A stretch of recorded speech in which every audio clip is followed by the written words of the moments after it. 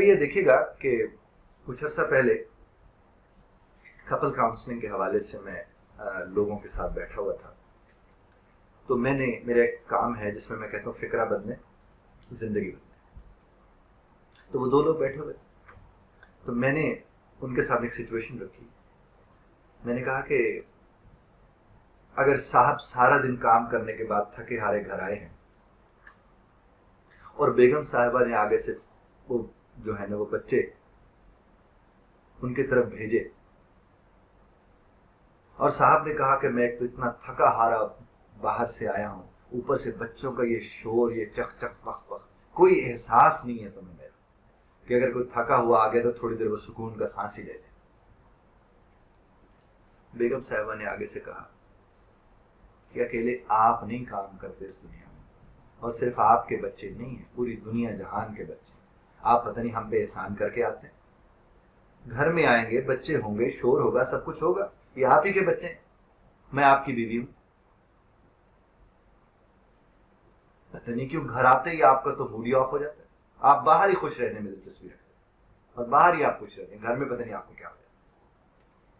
یہ جو جملے بیگم صاحبہ نے بولے, اس سے کیا معاملات درست ہوں گے؟ یقیناً نہیں ہوگا. یہ میں ان کے ساتھ بیٹھے ہی بات کر رہا تھا اور میں نے کہا کہ اگر بیگم صاحبہ یہ کہتے بچوں سے کہ تمہارا باپ تھکا آیا ہے, ادھر جا کے اسے تنگ مت کرنا, شور مت کرنا, اور انہیں جا کر کہتے کہ آپ یہاں پر بیٹھ جائیے, میں آپ کے لیے چائے بنا کے لاتی ہوں, مجھے احساس ہے اس بات کا کہ آپ پریشان بھی ہیں, سارا دن آپ کام کرتے ہیں, آپ ہیں تو ہم ہیں, مجھے بڑی فکر آپ کی لگی رہتی ہے. تو میں نے ان سے کہا کہ اس جملے سے کیسا فرق پڑے گا اور اس جملے سے کیسا فرق پڑے گا.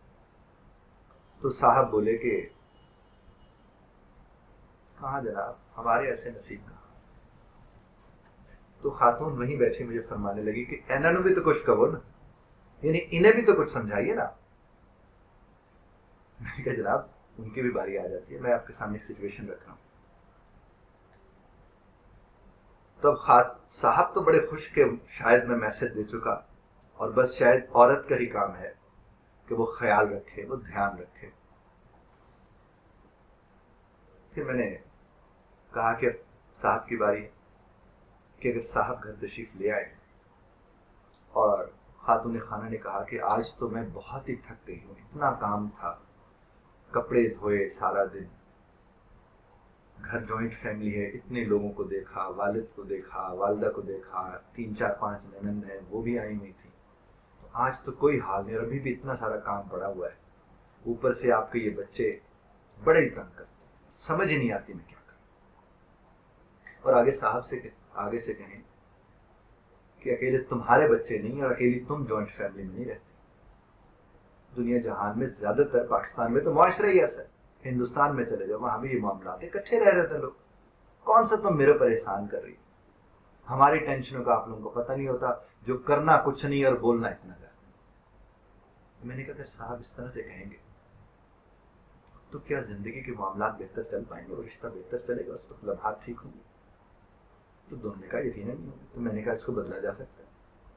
اگر وہی صاحب جب گھر آتے ہیں اور آ کر یہی کہتے ہیں بیگم کے اس طرح کی باتیں کرنے کے بعد کہ مجھے تمہاری بڑی فکر ہوتی ہے, سارا دن تم کھپتی رہتی ہے, اور میں تو چلو رات شام کو آ کے کو آرام کر لیتا ہوں, کوئی ٹی وی دیکھ لیتا ہوں, کوئی ماں باپ کے پاس بیٹھ جاتا ہوں, بچوں کے ساتھ بھی کھیلنے کی حد تک تھوڑا بہت جتنا کر لیا, اور رات کو تم پھر بھی اپنا کام رکھ کے سوتی ہو, اور اگلے دن سویرے ہم سب سے پہلے تم اٹھی ہوئی ہوتی, تو مجھے تمہاری بہت فکر رہتی ہے, کیونکہ تم ہو تو گھر ہے, تو گھر تو ہوتا بھی گھر والی کے ساتھ.